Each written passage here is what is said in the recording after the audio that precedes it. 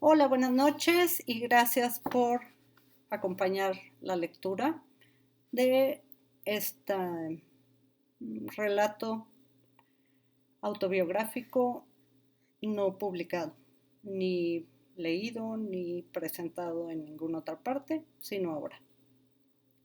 Tendida sobre costado sobre una charca. 24. Una sola vez se atrevió a preguntarse cómo olería el cuerpo de una relación pasada de tiempo, lejos de su mejor momento, si tal. Quería saber en qué grado era predecible el fin por el hedor, o si cuando percibido resultaba ya demasiado tarde para atacarlo. La realidad es que ni siquiera sabía bien a bien qué era lo que había que atacar, de tal manera que el tiempo seguía eludiendo la posibilidad de enmienda y el proceso putrefacto seguía su curso tan silencioso de mortalidad batido. La mujer se preguntaba por una consecuencia, bastante obvia a su mirada. Si era su cuerpo quien estaba causándose así esta serie de tumores, ¿no sería también él quien hiciera lo propio con sus relaciones? En específico, con su relación más íntima y en ese momento valiosa, la que había venido destruyendo ese matrimonio. ¿No resultaba casi esperado que la tumoración se extendiera más allá de su propio cuerpo? ¿Qué es lo que le estaban diciendo esos tumores? Tal vez eran un aviso sobre algo dañado en la relación. Se preguntó. Tiempo después encontró respuestas. ¿No era esto lo que aquejaba de prematura vejez a esos mismos escenarios, desde siempre caducos, sobre los que se colgaban las mismas hirientes palabras una y otra vez, desencajando el supuesto devenir conjunto de su relación en pareja? Pues cuando sucedían esos cansados discursos sobre lo que debiera ser de uno a una costa del otro, ¿no le era extraño compaginar la incidencia de ciertas frases, actitudes y palabras con la constancia de fidelidad desmedida que resquebrajaba el destino de su propio cuerpo? ¿Sería pues igualmente capaz de crear tumores fuera de sí, en el cuerpo y el alma del otro? La respuesta franca, desbordada de evidencias, se hacía visible, aún con la sutileza de su ubicación indecisa en un estar a contraluz, el indoloro por exhausto final de su proceso. Sí, esa noche le quedaba claro que su aprendida perseverancia, cuando mal encaminada, podía y había creado y encerrado un sinfín de tumores de diversos tamaños, formas, pesos, consistencias y condiciones. Esos eran los que, como heridas remarcadas, tragaban las palabras, si todavía vestidas de buenas intenciones. Era sin duda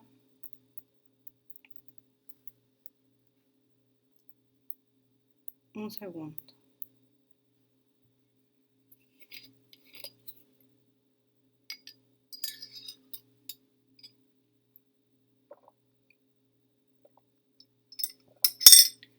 Era sin duda notorio que esas cortas o largas duraciones de aparición de sus tumores malignos configurados en el entre dos del que escribiera Jean-Luc Nancy, solo sucedían en visibilidad auditiva en el ámbito de irreductible poderío de la palabra escrita, hablada, gritada, negada, embrutecida y falsamente iluminada. Ahora le resultaba más claro que nunca intentar desdibujar los contornos del daño apelmazado en brotes hirientes. Suponía, pues, que no era sino hasta que el cuerpo de uno y de otro, hartados de tolerar, vencían sus barreras, cuando era posible ver y estimar la cantidad y potencia destructora de tales creaciones conjuntas, tan llenas de odio nunca afirmado, quejas no enunciadas, recelos guardados hasta el límite de las propias fuerzas y hospitalidad o resignación cabida. Recorría por la espalda una especie de tremor no del todo apanicado ni completamente sufriente. Inesperadamente, al menos para ella, en ella, y al fincar esta distinción, redondea los bordes de alguno de esos conjuros matéricos tan peligrosos al cuerpo sano o quebradizo, el avistamiento de tales cuerpos, alimentados en resto del mal convivio, resultaba especialmente interesante para el trazo de una arqueología emocional propia y en convivencia. A veces incluso pensaba la mujer desnuda de espalda que solo en la materialidad de esas tumoraciones se podía dar cuenta del empeño o desempeño, de un presupuesto andar conjunto o cuando desplazado, discernido hacia costas distintas. Resultaba por eso increíblemente revelador cada afectación turbada por desencuentros, ya fueran sobre cuestiones tan cotidianas, sobre los turnos por lavar los platos, como si en respuesta a la interrogante que de años atrás conmovía a la pareja, el dolor como vida crónica, incompartible sin tregua, intolerable por destino, desencajable por la responsabilidad asumida en uno hacia el otro, colgado de la esperanza de un mejor futuro para ese uno de dos cuyo cuerpo y mente padecían los efectos tumorales, hastiados de potencia y disposición al recibir por milésima vez ese ingrato acontecer en vida del otro sin dos. Recuerdo sobre ello que la mujer tendida de costado sobre una charca de palabras había sido por primera vez plenamente consciente del tamaño y tenor de la malignidad del problema el día en que atinó la lectura en la mirada de su ser cómplice en una fatigada y hastiada mirada aún más grande que la suya.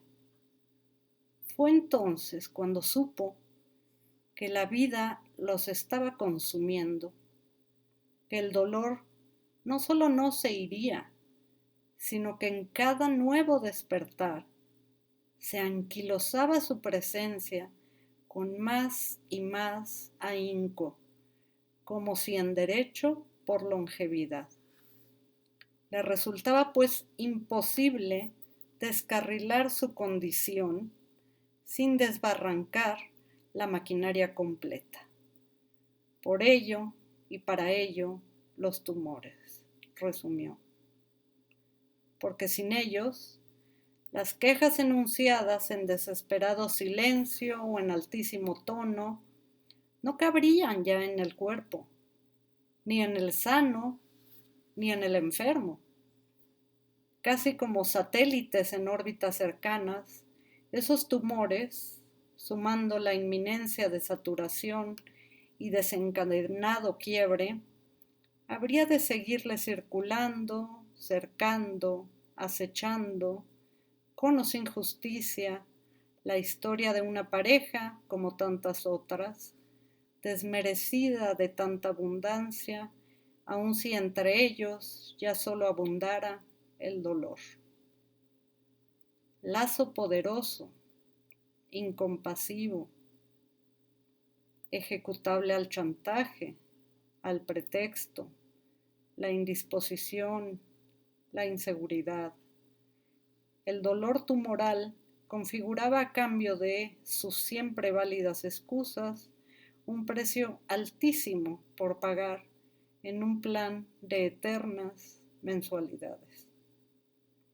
Así que de nuevo por presentimiento, la incursión de aquella sin espalda entre los orígenes de esos inexplicables tumores a la mirada de la medicina ortodoxa occidental revelaba de certidumbre su corazonada. Era no solo posible crear tumores dentro, desde lo intolerable de su propia condición, tal como eran entregables por destierro los pesos de la carga común cuando rebasada.